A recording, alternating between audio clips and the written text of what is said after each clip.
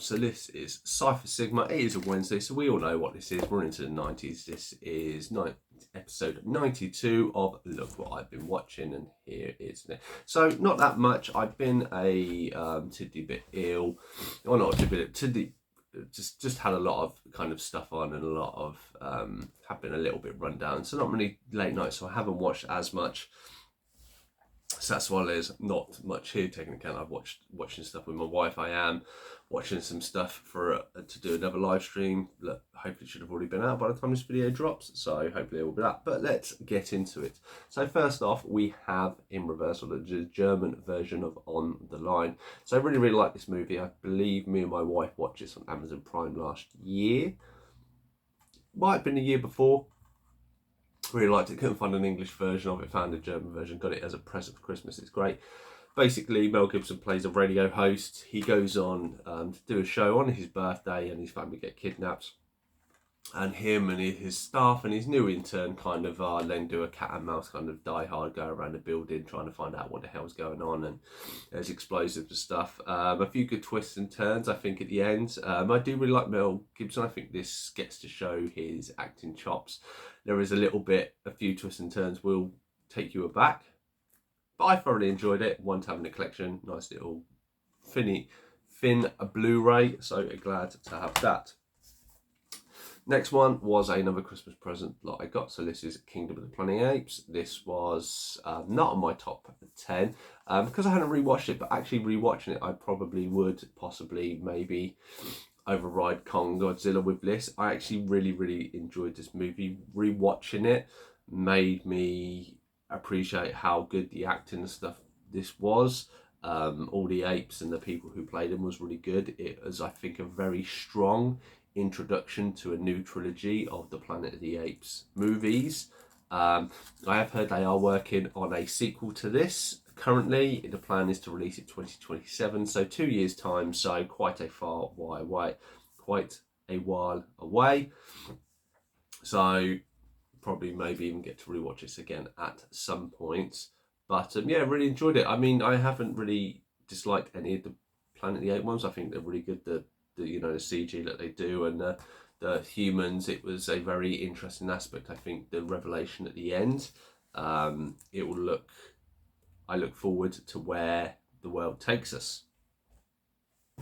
So then we have this. So I've kind of been on a binge of late. So anybody who doesn't know sees this and goes, what is this? So in the early 2011s, Marvel teamed up with a kind of Japanese company and did like an anime release of stuff. They should be set ahead, but they weren't. They did 4 series. So they did the X-Men, Wolverine, Iron Man, Blade, and then they did 2 movies. This one, which is all about Iron Man, and then they did a Punisher, a Black Widow one, who obviously both are characters in this one, if I can kind of see them, but out the end, so they get a bit more forefront in the next one. It's quite an interesting movie, very much anime. The bad guy is Obadiah Stane's son, but there are quite a lot of anime elements to that. It was quite an enjoyable watch throughout most of it. Yeah, and that's probably the best I can say about it. It isn't the most amazing movie, but it is an enjoyable one, I say, and they do, some of the elements work well. I mean, the Iron Man and how they put the CG and the stuff worked good. Obviously, it kind of only ever has one suit. It was, I think, they try and take their own inspirations from it rather than what we've seen in the movies and obviously comics and stuff like this. It from what I can remember of Iron Man. So next up, finally finished another series. This is Castle Series 8. So this is what my wife bought me. So as I think you've seen on previous, I bought a box set of 1 to 7 a long while ago. Thought that was it. As we were getting through Series 7, realised that there was a Series 8. So watch this. Series 8 did struggle. I could probably go into more into this, but you will find that once they found Beckett's killer around the end of season, or her mum's killer, and kind of confronted that, so to speak, around the end of season 6, there was kind of a bit of a void of where to go, and that you can kind of see some of the actors and actresses move around. They brought Haley in, and the tech guy. That people didn't have necessarily as much screen time, I think, as they would, especially Stana Kanek. I think that's how you pronounce the name. the Beckett character, and obviously I found out there's a lot of stuff. So essentially, they filmed. So they brought in this new Lockstad kind of character, and they kind of wrap it up at the end, and then they kind of leave it open. But they filmed two endings because they weren't sure if they were going to be continued or not.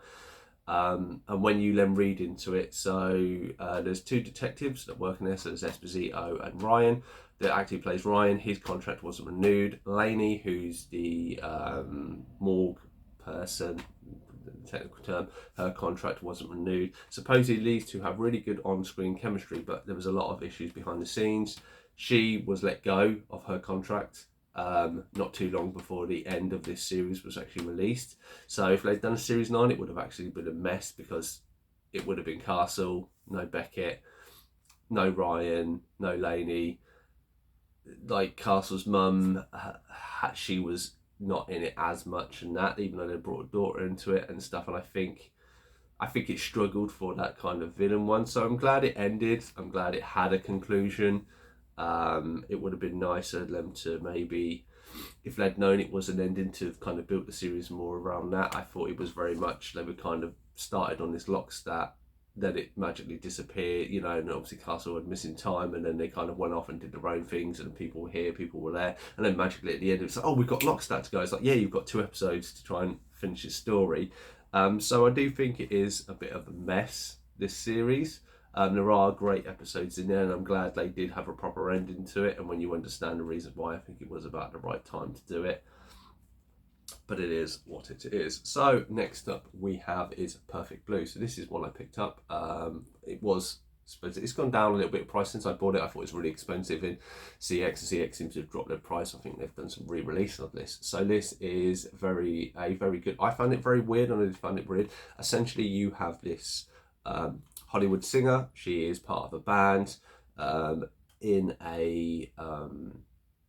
In the opening kind of scene, she basically leaves the band to become an actress, and as she starts to become an actress, her world kind of blurs between the realms of what she's acting in and what she's in real life.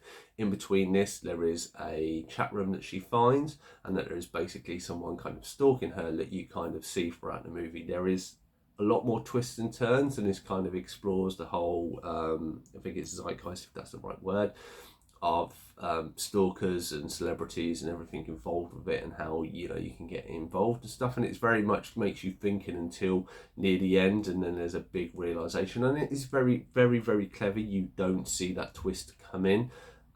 It's very much of how I think a celebrity can be isolated, and a lot of stuff of having to do what people want you to do rather than maybe for you to get kind of where you want to go is shown. And I think that was probably quite a realization in the 90s when I think this was made. But I'm really actually quite glad to have this in the movie. It's very an eye-opening one. It is a very beautiful animated one. A bit of naked women drawn in this. There's obviously reasons for that, just FYI, it's not for kids, that's why it's got an 18 rating, obviously the themes and blood and stuff. But yeah, definitely good. It's on my top 100 anime list, so I can tick that one off.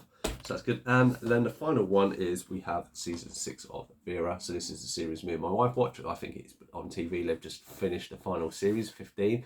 So we have, 9 more to go. We do have season 7 that we're watching at this point. It's quite interesting. She is very good at what she does, but she is not necessarily what you want, because she isn't sympathetic all the time. But it's quite interesting. Obviously, it's like an hour and a half each episode. It's quite interesting to see like the crime cases and who did what. And a lot of them, you don't really see the killer coming. They're very clever of how they are done. But yes, that has been Look What I have been watching. Have you seen any of these? Thoughts and feelings? Let me know in the comments down below. I've been Cypher Sigma Screen Time, and I shall see you in the next one.